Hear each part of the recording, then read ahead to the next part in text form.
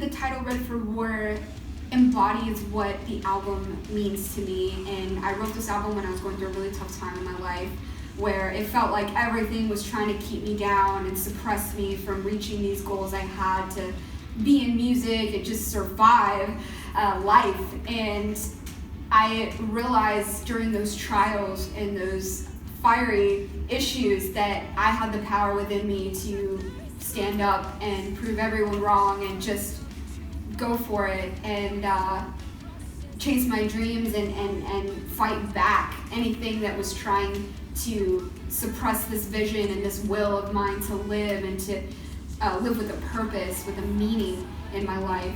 So Red for War just embodies the spirit of fighting to the death, not letting those who are more powerful control you, literally surviving for your life if you're plagued with mental illness or health issues. Fight, don't give up.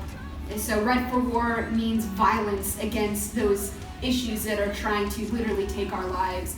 It symbolizes that we have to use that sort of blood almost, if figuratively speaking, have to fight with such a vigor that it looks like war to us. It started off, I was in a previous band called Ilya, and during a tour I had met my now fiance Patrick, and the band Random Hero, and Joshua Bertrand, who's the guitarist of Random Hero. We all got to know each other really well on that summer tour, and Patrick and I started dating, and we were just very obviously close.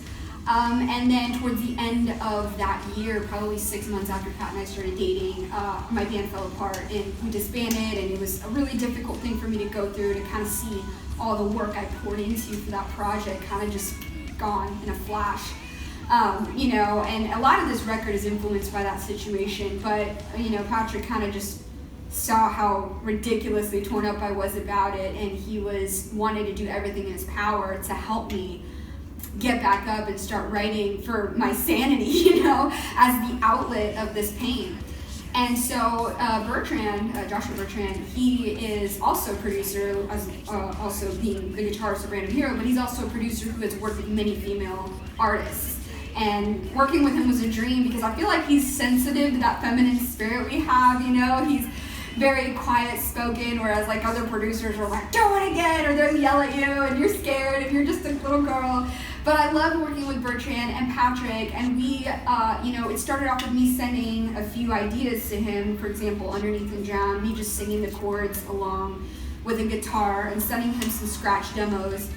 And he instantly loved everything I sent him and built the arrangement of the music behind it. So it seemed like effortlessly. So when we all got in the studio together, it was just like magic, and Patrick was writing drum parts and giving input, and we all ended up being very invested into this project, and that's why I had them go ahead and put their thank yous on the album and everything, because they were such a big part of it.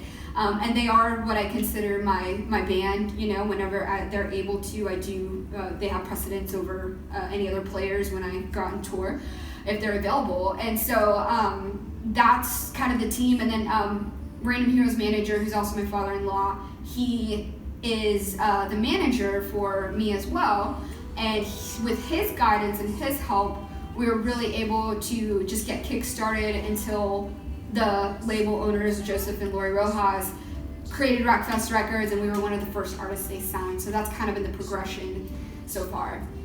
I think that I want people to walk away like knowing, not even to have faith in themselves. Like, I know what it's like when people are just like, just believe in yourself. Like, that doesn't mean anything, to me when people, because I know I'm weak. I know that my body is just flesh. I can't do anything for myself. But when I see people come to my concert, I want them to leave knowing that it doesn't matter what your flesh is capable of. Expand your mind and know that God is more powerful than you could ever dream or imagine. Why? Because I've lived through these trials that I thought nothing was going to break me out of this. I'm done for. This is it. This is what's going to kill me. And somehow God has made something so beautiful out of my pain and out of my journey.